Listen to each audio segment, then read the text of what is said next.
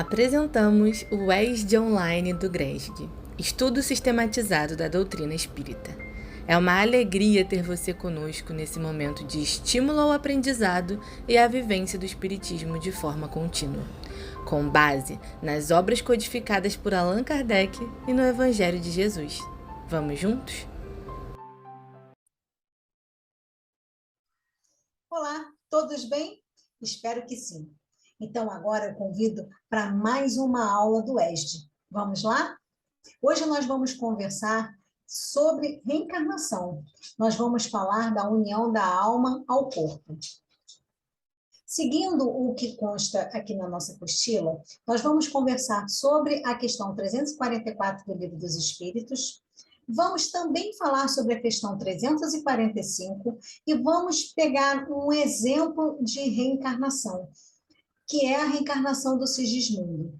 Na apostila, inclusive, traz um outro exemplo, que é do livro E a Vida Continua, também do André Luiz. Mas nós vamos focar só na reencarnação do Sigismundo, porque ela já é tão rica de informação que eu acho que não se faz necessário, nesse momento, a gente tratar do outro exemplo que é sugestionado aqui na apostila. Então, nós vamos ficar com a reencarnação do Sigismundo como base dos nossos esclarecimentos hoje. Tá ok? Então, vamos lá. Começando com o Livro dos Espíritos, no capítulo 7º da parte 2ª, que trata da volta do espírito à vida corporal, o assunto da união da alma e do corpo vai da questão 344 a 360. Efetivamente, nós vamos conversar um pouco sobre a questão 344 e depois da questão 345. E, em seguida, vamos passar para o nosso exemplo de estudo, que é a reencarnação do Sigismundo. Tudo bem? Então, vamos lá. Questão 344, que é assim. Em que momento a alma se une ao corpo? Os espíritos, então, respondem. A união começa na concepção, ou seja, no momento da fecundação, mas só é completa por ocasião do nascimento. Desde o instante da concepção, o espírito designado para habitar certo corpo, a este se liga por um laço fluídico, que cada vez mais vai se apertando até o instante em que a criança vê a luz. O grito que o recém-nascido solta anuncia que ela se conta no número dos vivos e dos servos de Deus. Então, o que ele está dizendo aqui para a gente? Ele está dizendo que no momento em que a célula da mãe encontra a célula do pai e elas se unem, naquele momento o espírito começa a habitar aquele corpo em formação.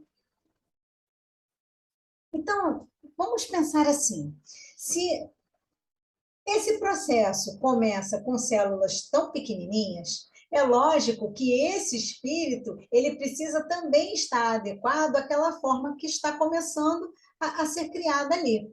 E isso a gente vai ver um pouquinho mais lá na frente, na reencarnação do Sigismundo, como é que esse processo pode ocorrer, tá certo?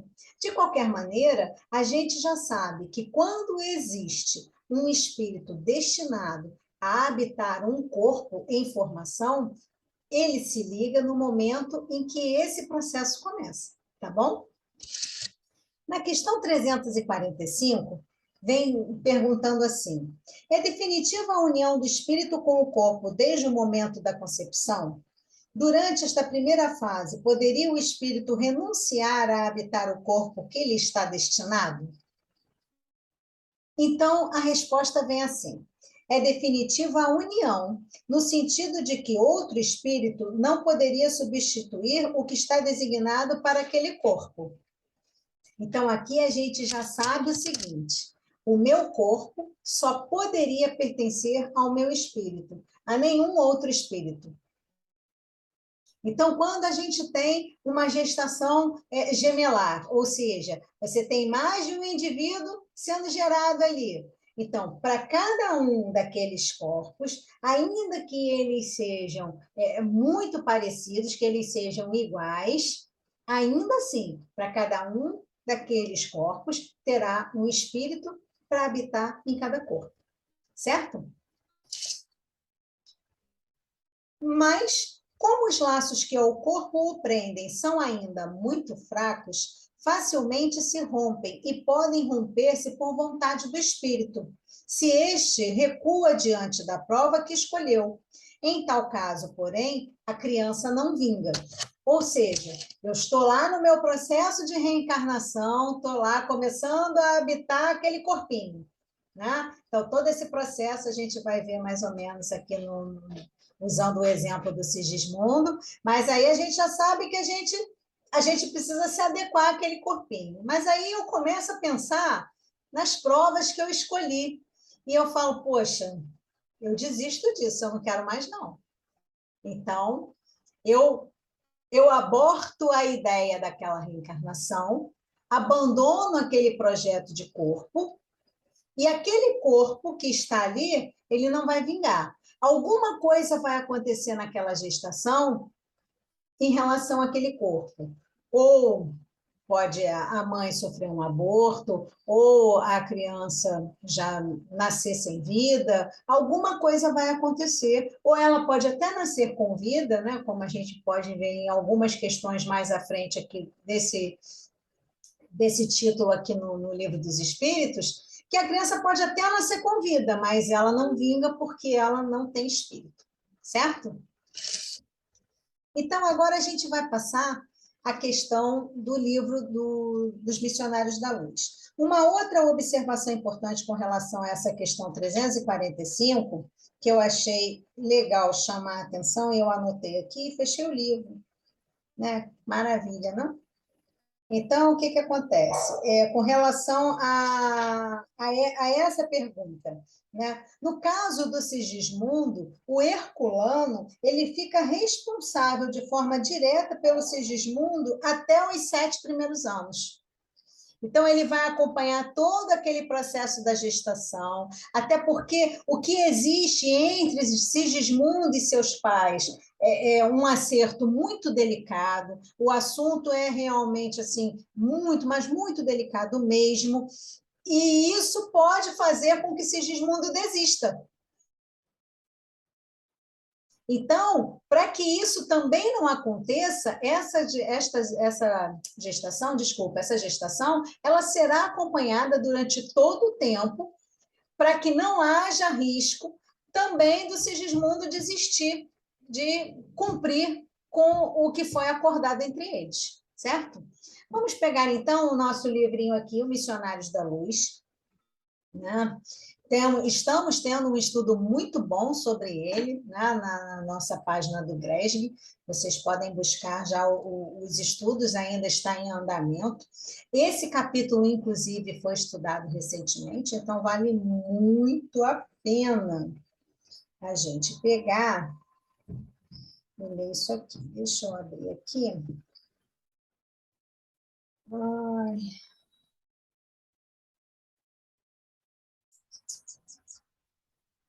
Desculpem. Gente, qual é a página do capítulo? Que coisa feia, né? Vamos lá. Vamos falar da reencarnação. Página 166. No meu livro, página 166, né? Alexandre convida, né, a André Luiz a participar, né, desse processo da reencarnação do Sigismundo, né? E o casal Adelino e Raquel, eles já viveram um triângulo amoroso também com Sigismundo. E Sigismundo, em uma outra encarnação, ele mata o Adelino. Então, era necessário que essas pessoas viessem juntas novamente, para que isso pudesse ser liquidado pelo laço do amor, né? Afinal de contas, o amor cura tudo. Então, o Alexandre ele foi convidado a participar desse processo porque ele conhecia as pessoas e, dessa forma, ele poderia colaborar. Sigismundo, em alguns momentos, ele enfraquece diante da prova, né? Embora ele tenha aceitado e embora ele tivesse condições de ser muito bem assistido pela espiritualidade nesse sentido, ele fica meio receoso porque ele percebe que Adelino não está assim de coração aberto para recebê-lo como filho e poderem, então, reajustar todas essas questões através do amor filial. Mas aí, em algum momento, com toda a intercessão que é feita na situação, Adelino acaba concordando, Raquel já estava realmente disposta a essa maternidade, e eles conseguem também fortalecer a vontade de Sigismundo para que tudo isso aconteça. Feito isso, começa o processo da reencarnação em si.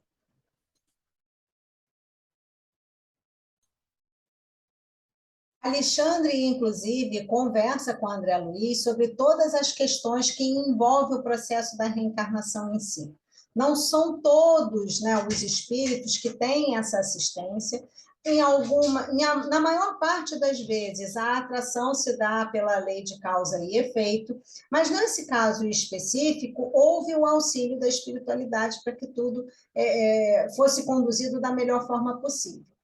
Então, a primeira questão que envolve a curiosidade do André Luiz é com relação ao momento em que vai haver essa ligação, né? Então, como é que vai ser feito? Todo mundo vai participar do ato em si? Não, o ato em si será respeitado, porque Adelino e Raquel são um casal, né, que tem uma relação estável, uma relação harmônica, e o seu lar é muito abençoado. Então, tudo isso será respeitado. E a gente sabe, até por uma questão lá do que a gente estudou lá nas nossas aulinhas de ciências, que a fecundação não se dá naquele mesmo momento, né? Uma vez que o ato sexual é realizado, né, os espermatozoides eles percorrem um longo caminho até chegar no óvulo e até esse óvulo ser fecundado. Então, quando começa a fecundação, e isso acontece algumas horas depois do ato sexual, é que começa, de fato, esse processo. E é a partir daí que a espiritualidade traz Sigismundo para que Sigismundo comece a assumir aquele corpo como sendo seu. Então, o Alexandre ele coloca assim: você sabe que a fecundação do óvulo materno somente se verifica algumas horas depois da união genesíaca. Mais à frente, né, a gente vê que tudo que envolve essa reencarnação está sendo planejado diretamente pela espiritualidade. Então, há uma aproximação fluídica do Segismundo com seu pai e sua mãe, para que tudo fique realmente harmônico e possa vir a acontecer sem nenhum imprevisto, tá? E ele coloca aqui, desde muito e particularmente desde a semana passada, está em processo de ligação fluídica direto com os futuros pais, ou seja, o Sigismundo, né, ainda na erraticidade, ele já está em contato com todo aquele ambiente, com toda aquela influenciação, para que ele pudesse dar prosseguimento ao seu processo de reencarnação. E à medida que se intensifica semelhante aproximação, ele vai perdendo os pontos de contato com os veículos que consolidou em nossa esfera, através da assimilação dos elementos do nosso plano. Ou seja, da mesma forma que quando a gente desencarna, a gente deixa aqui aquelas condições materiais, tudo aquilo que a gente absorveu de material, e o nosso perispírito, ele, quando ele segue para a erraticidade, ele voltará a ser nutrido pelos elementos que são condizentes com o ambiente onde a gente vai estar, certo? Então, da mesma forma, isso acontece quando a gente está reencarnando.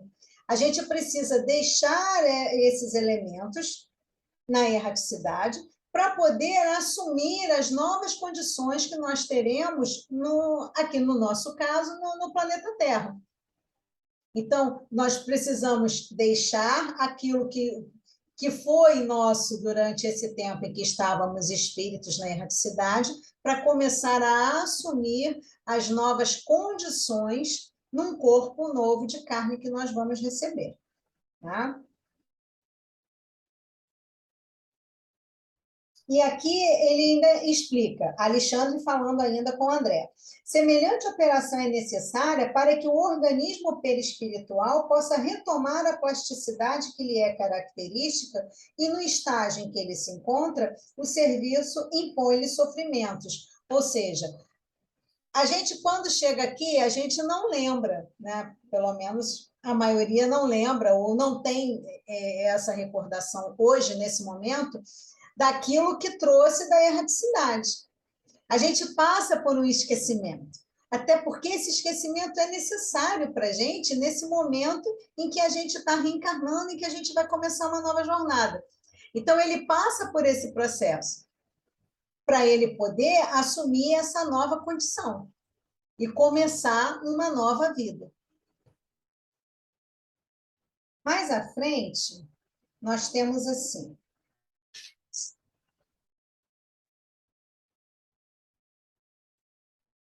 Vem a curiosidade do André Luiz. Mas o organismo perispirítico de Sigismundo não é o mesmo que ele trouxe da crosta ao desencarnar pela última vez? E Alexandre responde: sim, tem a mesma identidade essencial. Todavia, com o curso do tempo, em vista da nova alimentação e os novos hábitos em meio muito diverso, incorporou determinados elementos dos nossos círculos de vida, dos quais é necessário que ele se desfaça, a fim de poder penetrar com êxito a corrente da vida carnal. Então, nós somos preparados para poder sobreviver aqui, nesse corpo e nessas condições que nós temos aqui no planeta. Se reencarnássemos em outro planeta, estaríamos sendo condicionados a estar aptos a viver nesse outro planeta.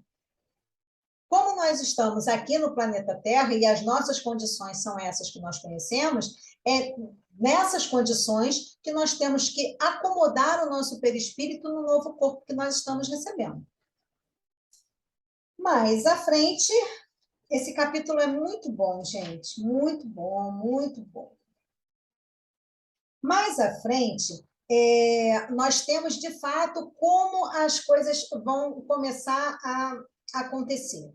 Então, é necessária a participação do Sigismundo, né? Uma vez que o Sigismundo ele ainda está um pouco receoso dessa nova experiência, uma vez que ele ainda tem medo de que Adelino realmente não vá aceitá-lo e essa condição de amor necessária para pôr fim nesse problema que existe entre eles não aconteça. Então, nesse momento, o Alexandre chega para Sigismundo e coloca assim: agora sintonize conosco relativamente à forma pré-infantil. Mentalize a sua volta ao refúgio maternal da carne terrestre. Lembre-se da organização fetal, faça-se pequenino. Imagine a sua necessidade de tornar a ser criança para aprender a ser homem. E nesse momento, né, Alexandre ele impõe, né, influxos magnéticos sobre o Sigismundo para que a forma perispiritual de Sigismundo começasse a ficar reduzida. Afinal de contas, Sigismundo era um homem. Então, ele tinha na sua condição espiritual a condição de um homem. Ele ali era um adulto. E ele precisava, além de se desfazer dos elementos que ele recebeu durante o tempo que estava na erraticidade, ele precisava diminuir para caber desde pequenininho naquele corpo que estava em formação. Então, sim, a gente diminui o nosso tamanho para a gente poder caber naquele corpo em formação e começar, desde o início da fecundação, a tomar a forma daquele corpo. O nosso perispírito tem a forma do nosso corpo. Então, tudo aquilo que nós temos já está ali no nosso perispírito. Então, essa ligação, ela se dá dessa forma. O espírito reencarnante, ele vai ser diminuído, ou ele vai se diminuir para poder caber naquele novo corpo, para ele poder caber dentro daquela nova realidade. E a partir daí vai sofrer todo aquele processo da gestação, o desenvolvimento fetal, todas as questões corporais que foram combinadas por ele naquela reencarnação estarão presentes ali na formação daquele corpo, né? Quer dizer, aquilo que precisar acontecer na vida daquele espírito, enquanto encarnado, dali a 10, 20, 30 anos, 40 anos, vai ficar impregnado ali, esperando o momento adequado de acontecer, se não houver nenhuma modificação nesse planejamento, certo? Mas, a princípio, a gente é diminuído, né, para poder caber naquele corpo que está sendo formado, certo?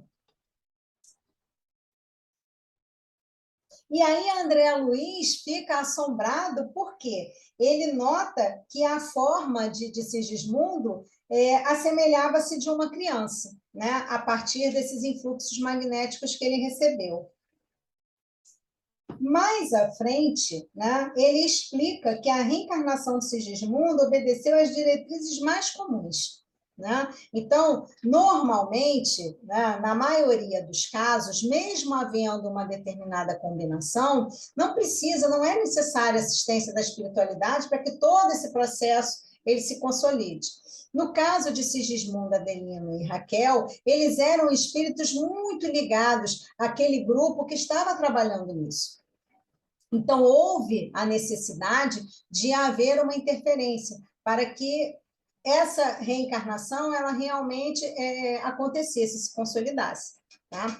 Mas, normalmente, nós, quando estamos no nosso processo de reencarnação, a maioria de nós, pelo menos, isso tudo acontece dessa forma, existe a diminuição do espírito para ele poder caber naquele novo corpo que está em formação, isso tudo vai acontecer durante a fecundação, né? Esse espírito, ele vai estar rondando aquele casal, vai haver uma aproximação fluídica, só não vai haver a interferência direta da espiritualidade, ou seja, não vai haver um grupo de espíritos responsáveis por cada reencarnação, para cada reencarnação acontecer de uma forma direta e específica, como foi no caso de Sigismundo. Né? Isso tudo, esse processo, ele vai acontecer naturalmente pela lei de causa e efeito, ok? Mais à frente temos o seguinte, quando nós falamos da questão 345, né, vou pegar o livro dos Espíritos novamente, para que a gente possa fazer uma nova leitura. Questão 345. É definitiva a união do espírito com o corpo desde o momento da concepção? E aí, os espíritos respondem, é definitiva a união no sentido de que outro espírito não poderia substituir o que está designado para aquele corpo. Mas como os laços que ao corpo o prendem são ainda muito fracos, facilmente se rompem e podem romper-se por vontade do espírito, se este recua diante da prova que escolheu. Então, nesse caso, especificamente, a gente pode associar também a necessidade de um acompanhamento muito intensivo do Herculano ao Sigismundo nesse processo. Por quê? Sigismundo, ele estava muito receoso de todo aquele processo. Então, para que tudo acontecesse de fato como estava dentro do planejado, poderia sim, desde o início, ter uma assistência mais efetiva da espiritualidade, e Herculano é o espírito responsável para que isso aconteça, para que nesse momento, né, desde a concepção até o nascimento e até completar 7 anos, de idade, não houvesse nenhuma desistência por parte do Sigismundo e esse processo pudesse ser concluído. A partir dos 7 anos, essa assistência ela já não vai ficar assim tão intensiva, mas de forma esporádica, o Herculano ele continuará dando assistência ao Sigismundo. O fato é que nesse primeiro momento em que a alma de Sigismundo está se ligando ao corpo, o espírito de Sigismundo está se ligando a esse novo corpo, a assistência ali fica efetiva por conta da necessidade de que esse planejamento ele se concretize e vá adiante. Alguma coisa...